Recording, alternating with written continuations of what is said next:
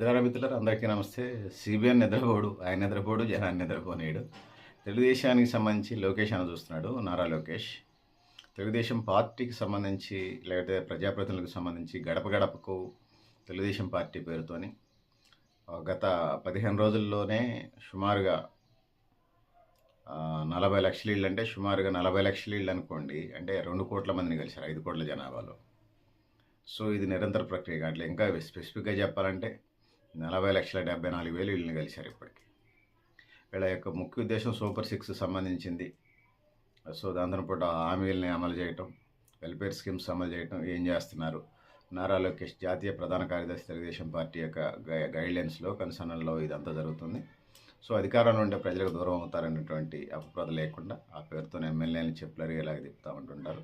కొంతమంది వార్డు నెంబర్లు తిరుగుతూ ఉంటారు, సిటీలో ఉన్నటువంటి ఎమ్మెల్యేలు, సిటీలలో ఉన్నటువంటి ఎమ్మెల్యేలు. సో ఏదనుకున్నా అది పార్టీ అంతర్గత కార్యక్రమం అయినా ఇప్పటికి 2 కోట్ల కుటుంబాలను కలిశారు. ఓవరాల్గా అందరినీ కలిసే కార్యక్రమం అయితే మేము ఇది చేసినని చేస్తుంటారు. సో ఇది పరిస్థితి. పెద్దలారా మిత్రులారా, మీరు కూడా మీ అభిప్రాయాన్ని కామెంట్ బాక్స్ రాయడం తెలియజేస్తూ, నేను గరిడేపల్లి సత్యనారాయణ, న్యూ లక్ష్య ఆర్గనైజేషన్. థ్యాంక్ యూ ఉండాలి పెద్దలారా.